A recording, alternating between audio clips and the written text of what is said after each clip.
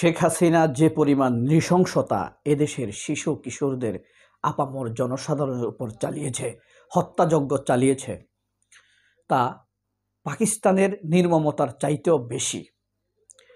আপনারা আরও অবাক হবেন, শেখ হাসিনার হত্যাযজ্ঞ নির্মমতা শেখ মুজিবের তুলনায় কিছুই না। কিন্তু আমরা তো শেখ মুজিবেরটা দেখিনি, আর আমরা ইতিহাস সচেতন না হবার কারণে আমরা সেটা জানি না। তবে শেখ হাসিনা এবং শেখ মুজিবের নির্মমতার চাইতেও বেশি নির্মম, হিংস্র পশুত্ব রয়েছে এই শেখ হাসিনার ছেলে হাসিনা পুত্র সজীব ওয়াজেদ জয়ের মধ্যে। এতই ভয়ঙ্কর, এতই নৃশংস। সম্প্রতি হাসিনা পুত্র সজীব ওয়াজেদ জয় একটি বিরাট ঘোষণা দিয়েছেন, যা নিয়ে তোলপাড় চলছে। সে বলছে, তোমরা কিছুই করতে পারবে না, আমার মায়ের নিরাপত্তার দায়িত্বে আছে ভারত। অর্থাৎ আজকে যে শেখ হাসিনার রায়ের খুনের রায়ের বিচারের রায় হবে, সেটা নিয়ে সে মন্তব্য দিয়েছে এই সজীব ওয়াজেদ জয়, শেখ দৌহিত্র। তার হিংস্র বক্তব্য বা অরাজনৈতিক বক্তব্য এখানেই প্রথম নয়। হাসিনা যখন পালিয়ে গেছে তখন এই সজীব ওয়াজেদ জয় প্রথম বক্তব্য দিয়েছিল যে, তোমরা আমার মায়ের কথা ভাবো নাই, এই জাতির কি হবে আমরা কিছু জানি না, এটা নিয়ে আমাদের ভাবনার কোনো সুযোগ নেই, আমরা তোমাদের নিয়ে ভাবতে পারবো না, তোমাদের নিয়ে তোমরা ভাবো, আমার মা আর বাংলাদেশে ফিরবে না। এরকম বক্তব্য দিয়েছে, আপনারা খেয়াল করলে মনে করতে পারবেন। এরপরে সে আরো নানান রকম বক্তব্য দিয়ে গেছে এবং প্রতিবারই তাকে মনে হয়েছে নেশাগ্রস্ত। কিন্তু বাংলাদেশদের সাংবাদিকদের মধ্যে এটাই হলো রাজনৈতিক প্রতিভা, কারণ তারা এখনো স্বপ্ন দেখে ভবিষ্যতে তারা সজীব ওয়াজেদ জয়ের পাটাকেই চাটতে হবে। আপনি শেখ খালেদ মহিউদ্দিন বলেন আর মঞ্জুরুল আলম পান্না বলেন, এরা সব এক কুকুরেরই ছাও, এক রক্তই এদের মধ্যে প্রবাহিত হয়, এরা সবাই হিংস্র। আপনি কাদের সিদ্দিকী কন আর বঙ্গবীর কাদের সিদ্দিকী বলেন, মঞ্জুর আলম পান্না বলেন, আর নাইম নিজাম বলেন, আর মোজাম্মেল বাবু বলেন, এরা সব একই। আর খালেদ মহিউদ্দিন বলেন, সব এক ছাও। এখন কথা হলো, এরকম একটি বক্তব্য যদি ধরেন অন্য কোনো দলের, কোনো রাজনৈতিক দলের নেতা দিত, তাহলে তাদের কি হতো? এখনো তারা শেখ হাসিনার নৃশংসতাকে রিলেভেন্ট করার চেষ্টা করে। শেখ হাসিনার রাজনীতি করতে পারবে কিনা, শেখ হাসিনাকে রিলেভেন্ট করা যায় কিনা বাংলাদেশের রাজনীতিতে, সেই ধরনের প্রশ্ন টকশোতে করে। আপনি এসএ টিভি দেখবেন, এসালমের টিভি, এরপরে আপনার এসালম বলতে এটা আরেকটা এসালম, এরপরে আপনি দেখবেন বিশেষ করে গ্লোবাল টিভির নাজনীন মুন্নি, তারপর আরেকটা আছে আপনার নবনীতা, হ্যাঁ, পান্ডা, বন্দ্যোপাধ্যায় না চট্টোপাধ্যায়। এরা এখনো শেখ হাসিনাকে বাংলাদেশের রাজনীতিতে রিলেভেন্ট করে রাখার চেষ্টা করে, এরকম বক্তব্য। এরপরে তারা এখনো সরাসরি হুমকি দেয়, বাস পোড়াও, ককটেল মারো, অমুককে মারো, তমুককে মারো, এতজন মেরে ফেলো, এইভাবে তারা এখনো হুমকি দিচ্ছে।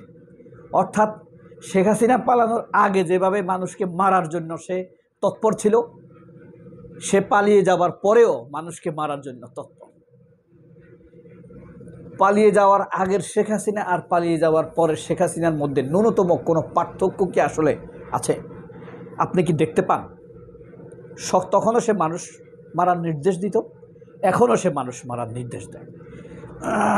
এখন আবার সে সজীব ওয়াজেদ জয় বলছে, সেও বলছে, হাসিনাও বলছে, সজীব ওয়াজেদ জয় বলছে যে আমার মা হত্যার নির্দেশ দেন নাই, তার মা, তার হিংস্র খুনি বদমাইশ মা নাকি হত্যার হুমকি দেয় নাই।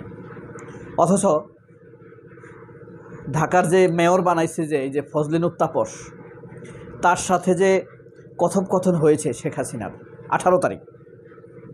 18 জুলাই যে কথোপকথন হয়েছে, সেখানে মাঝামাঝি কথোপকথনের মাঝামাঝি পর্যায়ে শেখ হাসিনা স্পষ্ট নির্দেশ দিয়েছে যে আমি নির্দেশ দেওয়া আছে এখন থেকে লেথাল উইপন ব্যবহার করবে, অর্থাৎ মরণাস্ত্র ব্যবহার করবে।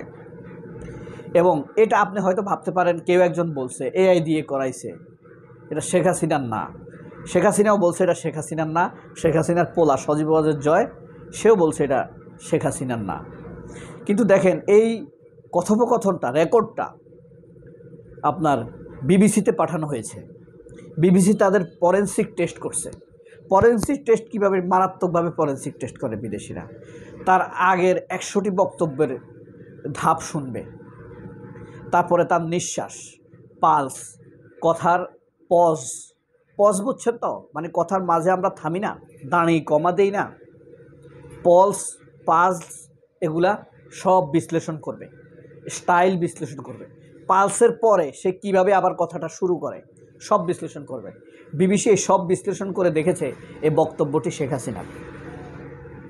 আবার শুধু বিবিসি না, বিবিসি আবার আরেকটি প্রতিষ্ঠানকে দিয়েছে, আমেরিকান, তারপরে বেলজিয়ামের একটি প্রতিষ্ঠানকে দিয়েছে। তারা এটাকে, বেলজিয়ামের কিন্তু ফরেনসিক খুব মারাত্মক, এই কারণে আর্কোলজির রিসার্চ হয় বেলজিয়ামে বেশি, মানে প্রত্নতাত্ত্বিক পুরাতন মানুষের কথা, অতীতের মানুষের কথা, ধরন, স্টাইল। তো এই যে এই আবার তাদেরকে দিছে, তারাও আবার এটাকে রিসার্চ করছে, তাদের এখানে 100% মিলে গেছে এটা শেখ হাসিনার কথোপকথন। অর্থাৎ লেথাল উইপেন ব্যবহার করার নির্দেশ দেয়া হয়েছে, এই নির্দেশ শেখ হাসিনাই দিয়েছে। তার মানে 18 তারিখের পর যত হত্যাকাণ্ড হয়েছে লেথাল উইপেনের মাধ্যমে, বুঝলেন, সেগুলোর জন্য শেখ হাসিনা অবশ্যই দায়ী। সকল হত্যার জন্য ডিরেক্টলি শেখ হাসিনা দায়ী। কিন্তু 18 জুলাইয়ের পরে লেথাল উইপনের মাধ্যমে যত ছাত্র জনতা, শিশু নিহত, শহীদ হয়েছে, সবগুলোর জন্য শেখ হাসিনা দায়ী, এটা পরিষ্কার। আরেকটা ব্যাপার বলি, সারা বাংলাদেশে যেই অপরাধ কাণ্ডটা ঘটেছে শেখ হাসিনার, এটা আমাদের চোখের সামনে দেখেছি আমরা, আপনি দেখেছেন, আপনার বাবা, চাচা, মামা, বাচ্চা, ভাতিজা দেখেছে। এই বাংলাদেশের অধিবাসীরা এটার সাক্ষী, আওয়ামী লীগও এটার সাক্ষী, আওয়ামী লীগের শুকর কুকরগুলো এটার সাক্ষী।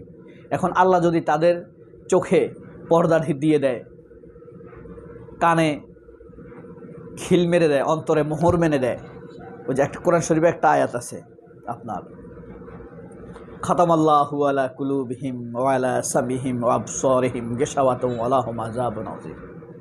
তারা দেখেও দেখবে না, বুঝেও বুঝবে না, আমি তাদের অন্তরে মোহর মেরে দিয়েছি, চোখে পর্দা দিয়ে দিয়েছি। হ্যাঁ, এদেরও কাছেও প্রমাণ আছে। তো বেশিরভাগ মানুষ এর সাক্ষী। সুতরাং সামাজিকভাবে এই শেখ হাসিনা খুনি, এটা প্রমাণিত, এটা নিয়ে তোলপাড় করার কিছু নেই, এটা আসলে বিরাট কিছুও না। আমরা নিজেরাই তো সাক্ষী, রাষ্ট্র নিজেই সাক্ষী এই হত্যাকাণ্ডের। সবাই অনেক ভালো থাকবেন। আল্লাহ হাফেজ, আসসালামু আলাইকুম।